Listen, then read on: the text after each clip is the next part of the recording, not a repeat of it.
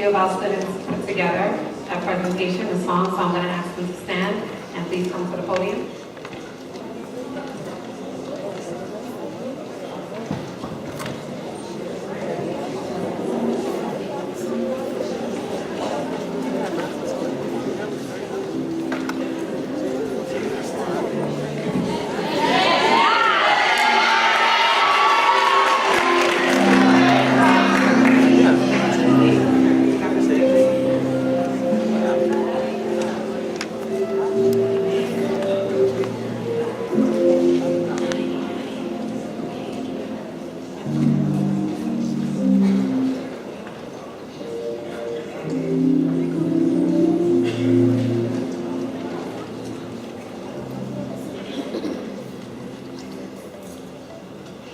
When I am down and oh my soul so weary, when trouble comes and my heart hurts heavy,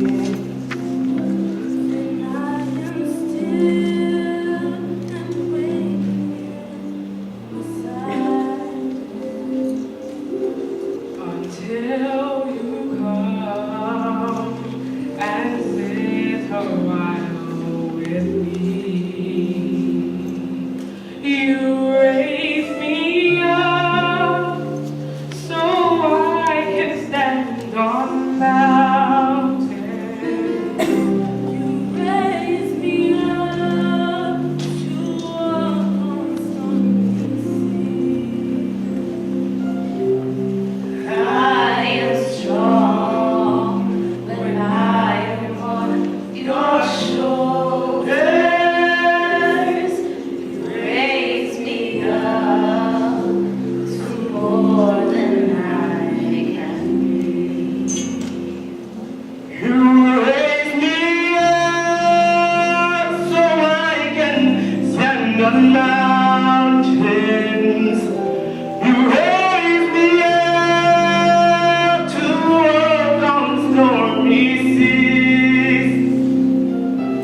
I am strong when I am on your shoulders. You raise me up to more than I can see.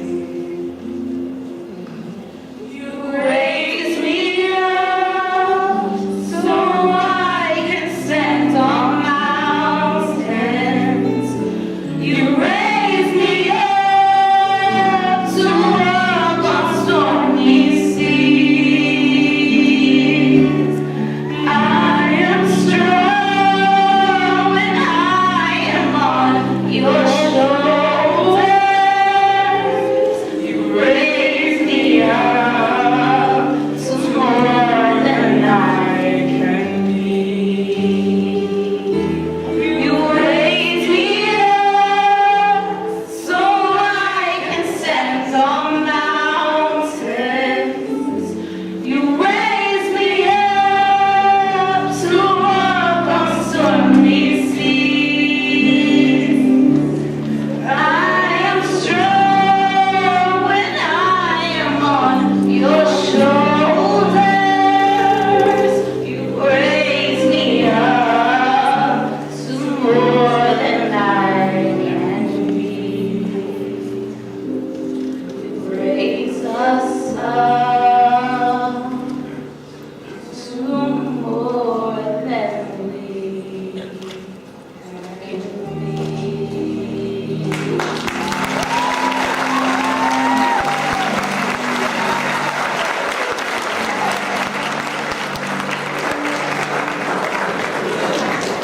By the way, parents, this was a tribute to you. So, graduates, can we give it up for our parents who raised us up? Stand for this one, stand and give it up for the parents.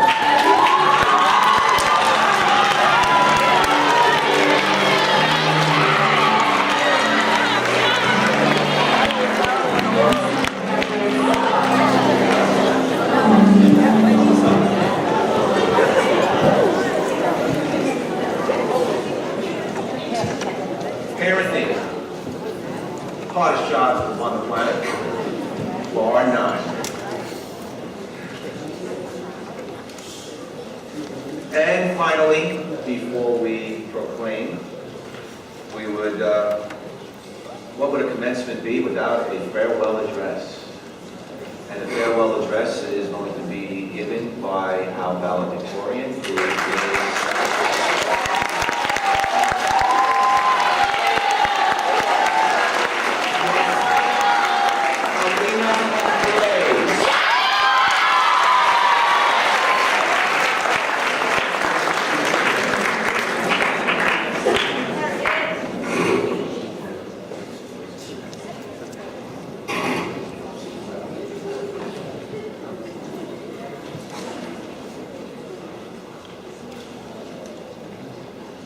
It is not the critic who counts, not the man who points out how the strong man stumbles, or where the doer of deeds could have done them better.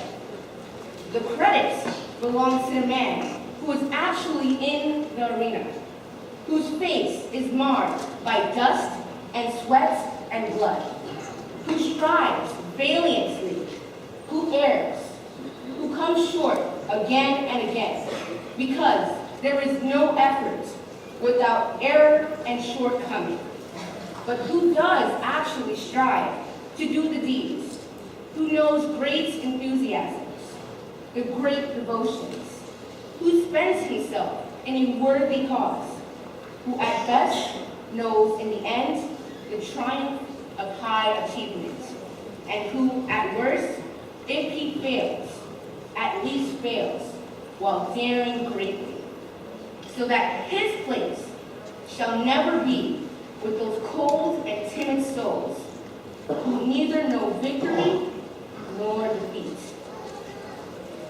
Guest speaker, Mr. Delson Niven.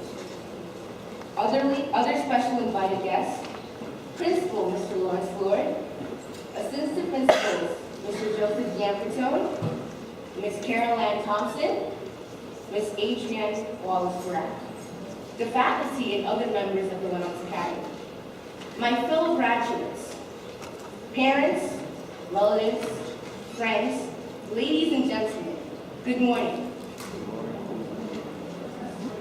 That was a philosophical quote by one of our nation's greatest presidents, Theodore Roosevelt, and it is a powerful quote, perfectly capturing our academic experiences.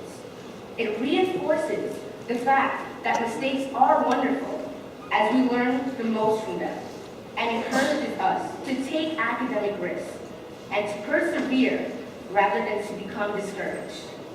And persevered we have, showing true grit that has led up to this moment, our graduation.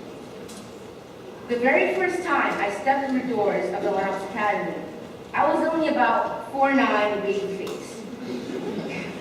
I really had no idea what I had gotten myself into and was already uneasy about the huge transition from elementary school. As I trekked through the hallways teeming with kids, I felt very much like an explorer trapped in the jungle. In my mind, I took note of the myriad creatures I was seeing, thinking, whoa, does that boy have a mustache? She looks like a supermodel. Whoa. Oh my goodness, he's so tall. He puts Yao Ming to shame. That anxiety intensified greatly when I got lost on the first week. That actually does not make sense because our school only takes up one floor.